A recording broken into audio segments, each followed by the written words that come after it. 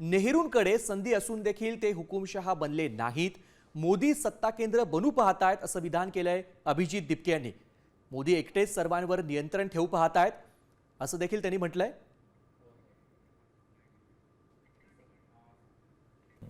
या पूर्ण परिस्थितीत ज्यावेळेला आता आपण आंबेडकरी चळवळीकडून परत अहिंसाचा जर विचार करत असलो, पुढच्या काळामध्ये आंदोलन सातत्यानं तुझ्याकडून उच्चार होतोय. जर विद्यार्थ्यांवर किंवा आंदोलकांवर चुकीचे गुन्हे झाले, त्यांच्यावर अत्याचार झाला, तर आम्ही पुन्हा एकदा आंदोलनाला जाऊ. तर हा अहिंसेचा जो मार्ग आहे तोच कायम ठेवून पुढच्या काळात होणार.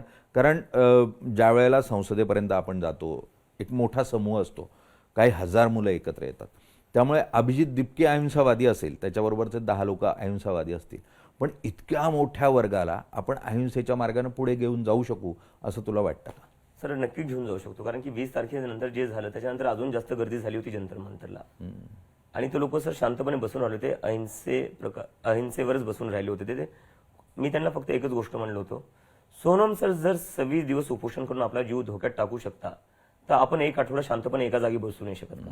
आपला एक मात्र देश आहे जो अहिंसेच्या रस्त्यावर चालला आणि त्याच्यामुळे आपल्या देशात डेमोक्रेसी आली. जेव्हा जवाहरलाल नेहरू पंतप्रधान झाले, कोण विचारणार होतं त्यांना? जर त्यांनी हुकुमशाही केली असती तर कोण होतं समोर? कोणीच नव्हतं.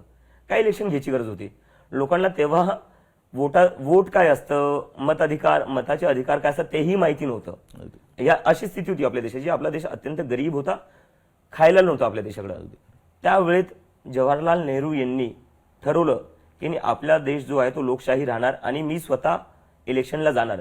ते जर इलेक्शनला नसते गेलं तर कोणी काय बिघडलं असतं त्यांच्याकडे. तर सगळ्यात मोठी जी आज नरेंद्र मोदी करायला बघतायत ना, की ऑथॉरिटेरियन रिजिम एक असली पाहिजे जिथं एकाच माणसाने सगळं कंट्रोल केलं पाहिजे, त्याची सगळ्यात मोठी ऑपॉर्च्युनिटी जी होती ती जवाहरलाल नेहरूकडे होती. कारण की तेव्हा ऑपोजिशन नव्हतं, तेव्हा इलेक्शन नावाची गोष्ट नव्हती. पण तरी त्या माणसांनी चूज केलं की नाही, आपल्याला लोकशाही पाहिजे तर आपण इलेक्शन केलेच पाहिजे.